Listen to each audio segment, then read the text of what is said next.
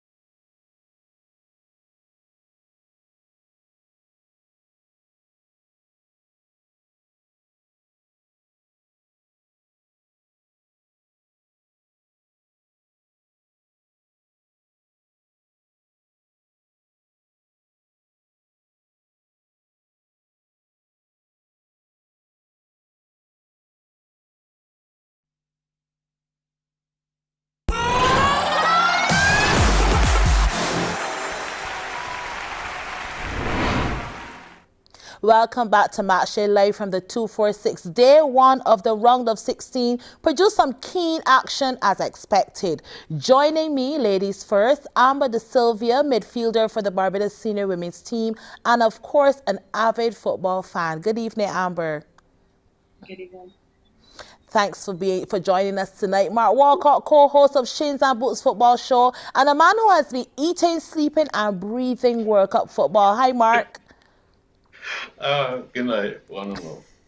And the other half of the Shins and Boots cast, Kevin Branch. Kevin, I look forward to reviewing today's action with you, Amber and Mark. Hi, Kevin. Hello. We start with the exit of the USA and the Netherlands. They became the first team to book a place in the quarterfinals, beating the USA 3-1 at the Khalifa International Stadium. There were goals from Memphis Depay and Daley Blind that gave the Netherlands a 2-0 lead at the half-time. Haji Wright then pulled one back for the US, but Denzel Dumfries put the final nail in the coffin with a brilliant third goal to finish the job for the Dutch. Let's take a look.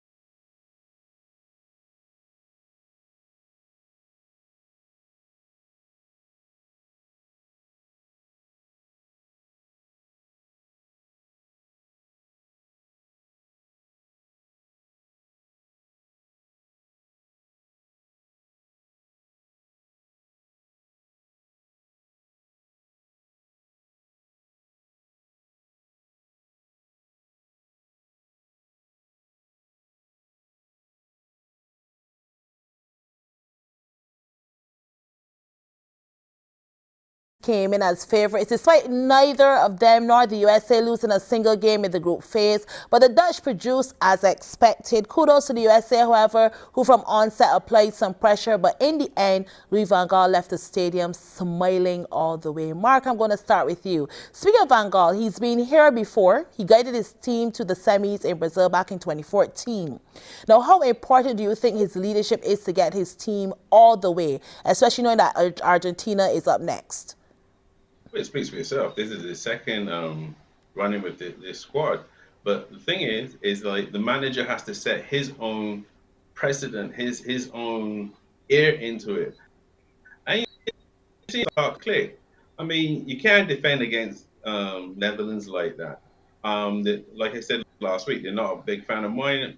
It's not the best football, but it is what it is. USA, I had them to go down in flames. They don't have an attack, but Van Gaal, he's getting results. He's doing what he has to do, and he's easing along the machine. I do not see them really being dark horses or anything. I believe that they'll get eliminated. For me, he's doing what he's being paid to do, and he's stamping his authority on the squad. So he's getting it done. I can see that for sure. I mean, they're on to the next round. For Amber now, let's look at the other side of things. The USA, they had a huge chance through Christian Pulisic early on, but then missed that opportunity. Dumfries able to end it for them with some semblance of dignity. Pretty much the goal targets were met. 6 on target for the Netherlands, 8 for the USA. Amber, what you thought of the USA's game in this one? Well, they started very brightly, and as you said, their star man, Pulisic, he had a great chance to score early on. But at the end of the day, it came down to which team was more clinical. Both teams had about 6 shots on target, but the Netherlands converted 3 of theirs versus 1 of the USA. And at this stage in the competition, where every game is now a final, you have to take your chances. So that was the difference. One team did, and the other team didn't. Now, Kevin, I'll let you balance out this discussion. The overall game, though, it was played like a do or die for both sides, especially knowing how important it was. So what do you think of how both teams came to the party? Holland did a professional job. Good evening, first of all, to everyone, viewers included. Holland did a professional job. They came, they saw, they conquered, they moved on. The United States, not a bad effort, but not good enough. Not good enough. As I said before, the States are a good team. The United States are a good team, but they're not a great team. Maybe they're as good as they think. I don't think they're as good as they think they are. They have a lot of improvements. But all banter aside, their record in the World Cup is not that bad, because they went to the round of 16s 4 times, 5 if you include today, and they went to the quarterfinals in 2002. But what happens now? They have a group they have a core they can build on in years to come, because Pulisic is still pretty young. Rain is still pretty young. Tyler Adams is still pretty young. And they have the exposure to playing in the Bundesliga in Europe. So you can expect, good teams. You can expect good things from them in the future. I want to throw this to Mark as well. Mark, I saw you shaking your head when Kevin said that USA, pretty much came to the party. I want you to win on this one. I saw your expression. To me, USA, I mean, I understand where Kevin's coming from, but to me, USA have not impressed.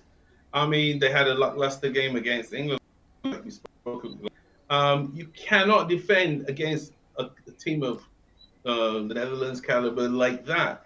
The third goal, man, was it marks in the box. Every goal that the Netherlands scored, it was bad marking.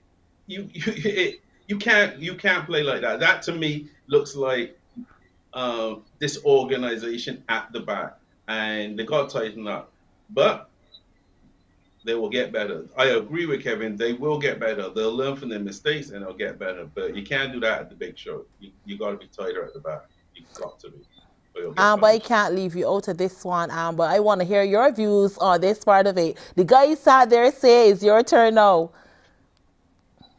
Yeah, I agree with what they're saying. You would expect the quality of football from the US to kind of improve at this point, especially with all the investment into the sport and, of course, all of their talk coming from the Americans. But you could see in the 3 goals that what happened here for the USA, what lacked for them is their final ball, whereas Netherlands were very clinical and very intentional with their final ball. It wasn't quite there for the US, and I think that's the technical ability was shown there.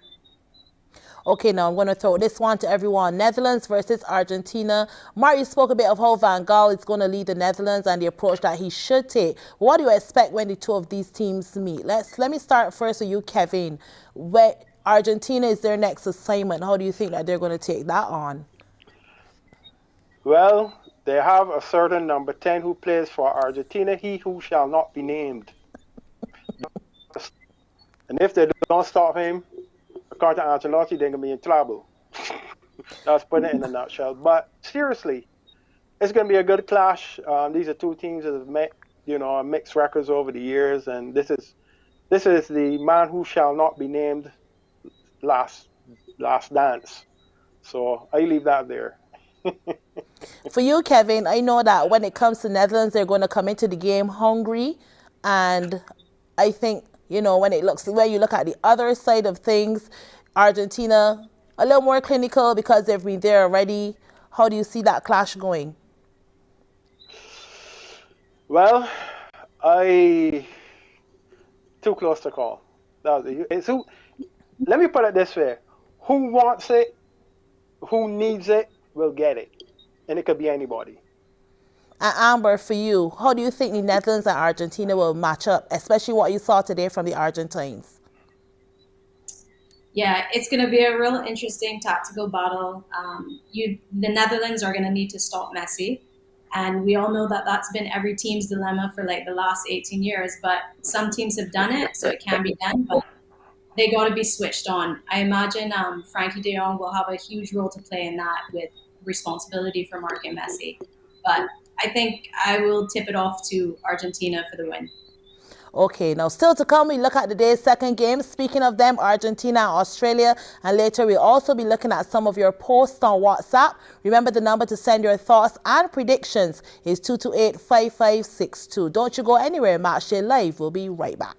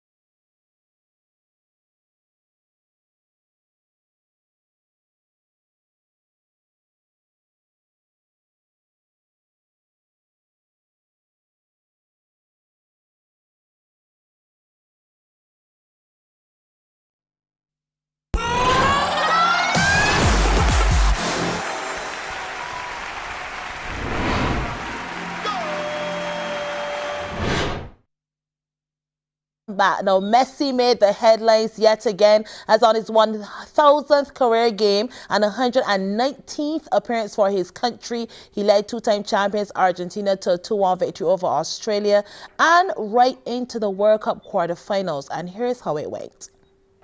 By Papu Gomez, Messi, McAllister, Messi!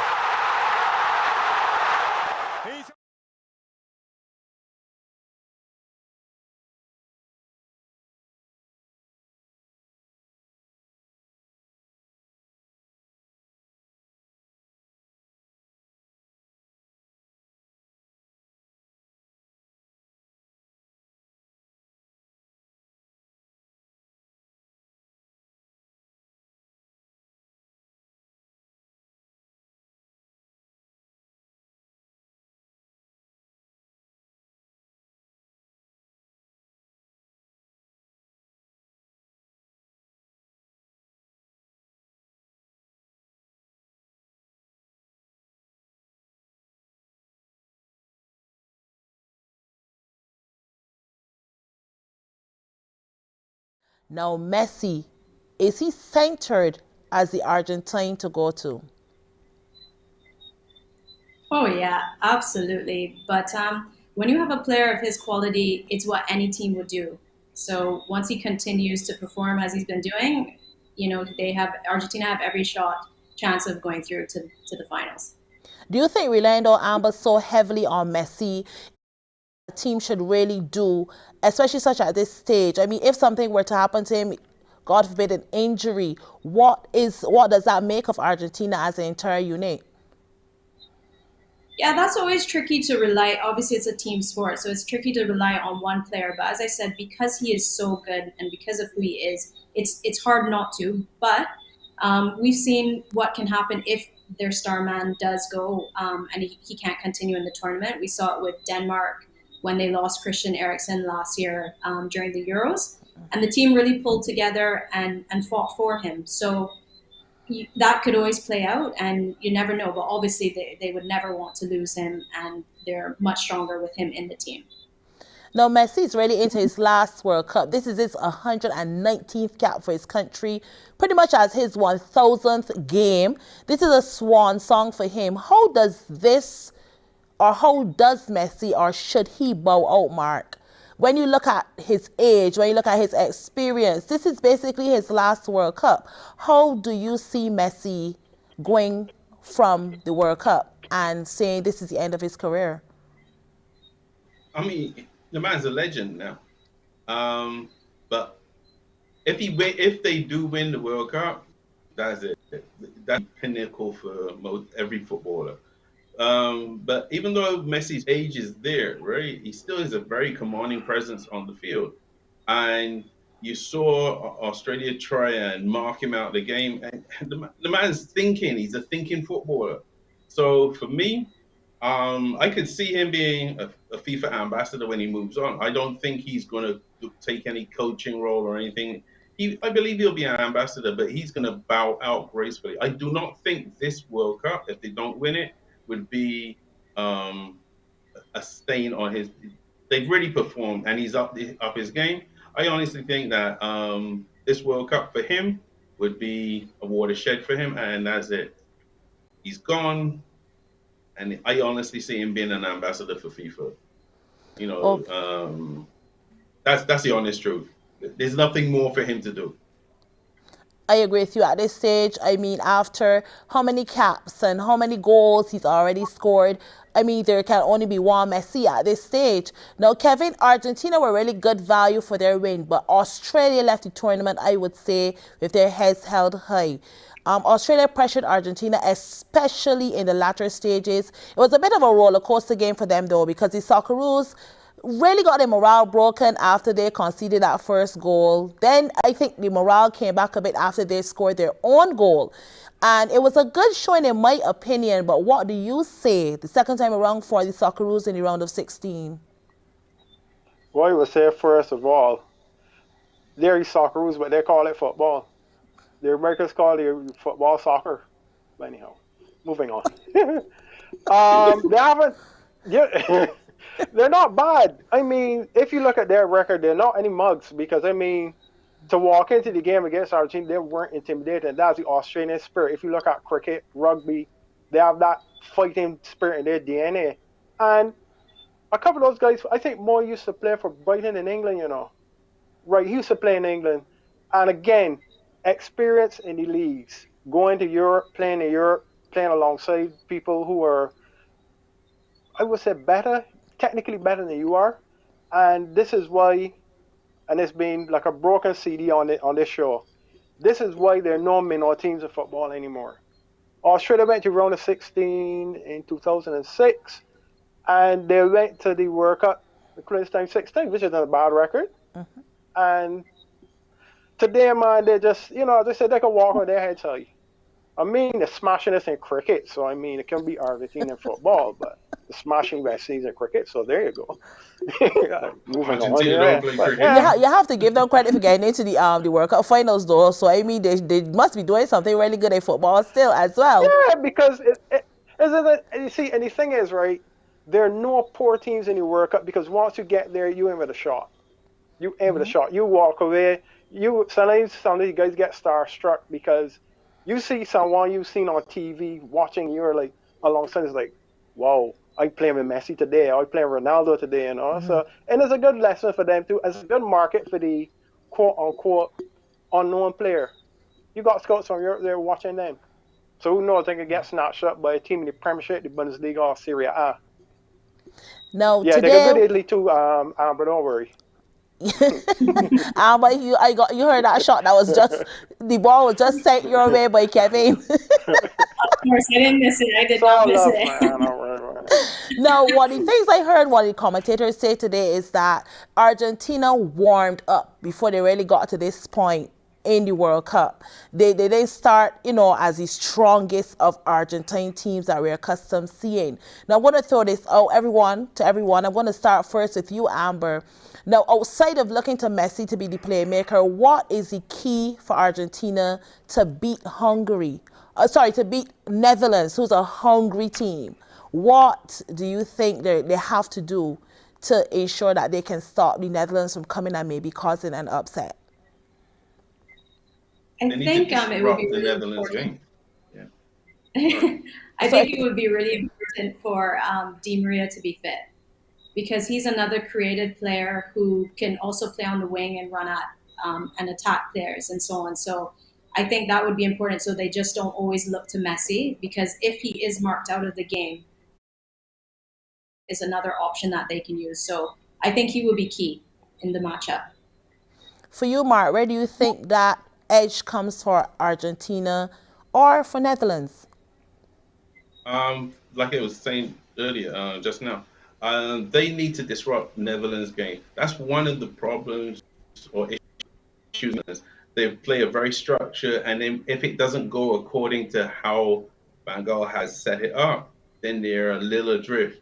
The Argentinians and the Latin American teams, right? They show you that they can work on the fly. They can think. Messi showed you today. He saw what was happening, and they went to plan B, plan C. They changed things up.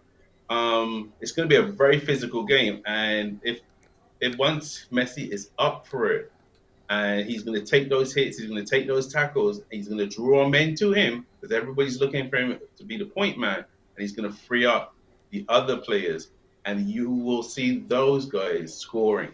Netherlands is going to go down hard. They're not going to win this. They're not going to win it. It's not going to be pretty. It's going to be a real slugfest as a match. It's not going to be pretty football.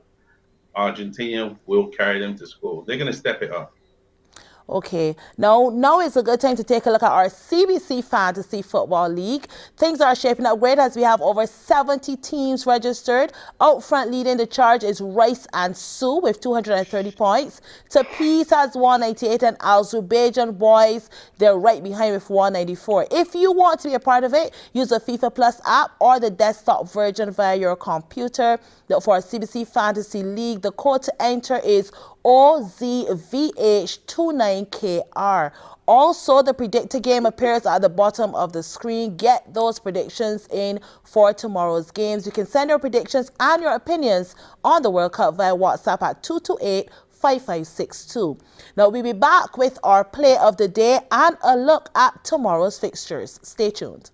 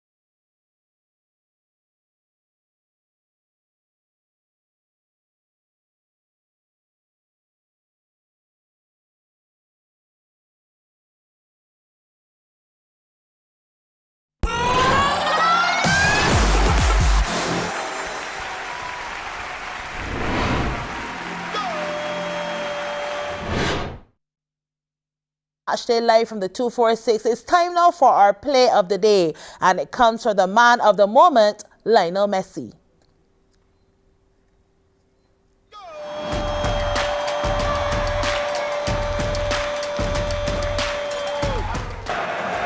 Gomez, Messi, McAllister, Messi!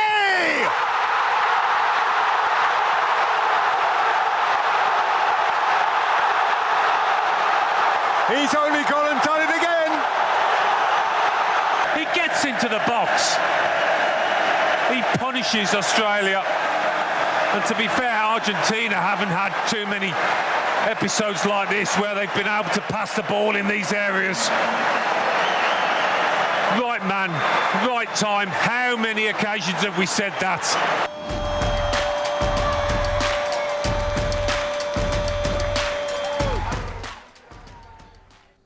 And our goal of the day will take us right into this break where we break for the lotteries, and we will return with match day right after that.